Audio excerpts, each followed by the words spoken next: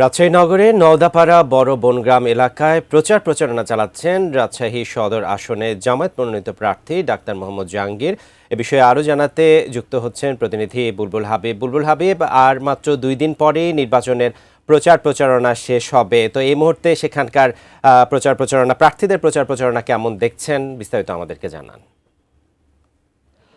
বান্না, আসলে সময় যত ঘনিয়ে আসছে ততই প্রচারণা চালাচ্ছেন প্রার্থীরা। আমরা দেখেছি যে রাজশাহীতে যে 6টি সংসদীয় আসন, সেই 6টি সংসদীয় আসনে 30 জন প্রার্থী রয়েছেন, তারা সবাই প্রচারণা চালাচ্ছেন। আমি এই মুহূর্তে রয়েছি কুচপাড়া এলাকা, নওদাপাড়া এলাকার। সেখানে রাজশাহী সদর আসনের জামাত মনোনীত প্রার্থী অধ্যাপক ডাক্তার মোহাম্মদ জাহাঙ্গীর তিনি প্রচারণা চালাচ্ছেন। আপনি দেখতে পাচ্ছেন যে প্রচারণা চালাচ্ছেন এবং প্রার্থীদের ভিতরে যে একটা উৎসব উদ্দীপনা, সেই উৎসব উদ্দীপনা রয়েছে। তারা আসলে ভোটারদের দাঁড়ে যাচ্ছেন এবং ভোট প্রত্যাশা করছেন। একদম প্রতিটা ঘরে ঘরে যাওয়ার চেষ্টা করছেন এখানকার জামাত মনোনীত প্রার্থী এবং একদম ভোরে ফজরের নামাজের পর থেকে আসলে তারা প্রচারণা শুরু করেছেন। তো আমরা একটু যদি জানার চেষ্টা করি যে আর তো সময় নেই, 2 দিন মাত্র প্রচারণার সময় আছে, কতটা প্রচারণা চালাতে পেরেছেন?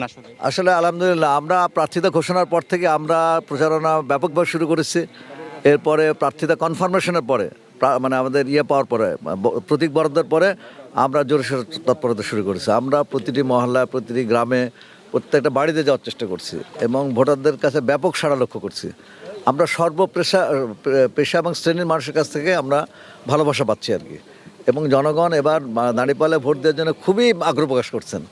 অনেকে বলছেন যে এবার দাঁড়িপাল্লা জিতে যাবে। আমরা বিভিন্ন সময় বিভিন্ন দলকে ভোট দিয়েছি। আমরা এবার নতুন কিছু চাই, নতুন মুখ দেখতে চাই এবং জামাত ইসলামে নতুন কিছু করতে পারি কিনা সেটা আমরা দেখতে চাই। এবং অনেকে বলছে আমরা ডিসিশন,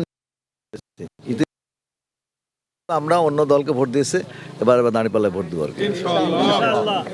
ধন্যবাদ। তো আপনি শুনছিলাম আসলে প্রার্থীর কথা। সেই প্রার্থী আসলে বলছিলেন যে দাঁড়িপাল্লায় ভোট দেওয়ার জন্য আসলে ভোটাররা মুখিয়ে রয়েছেন। তো এই প্রচারণা আসলে সারা দিন ব্যাপী চলছে এবং গভীর রাত পর্যন্ত সে প্রার্থীরা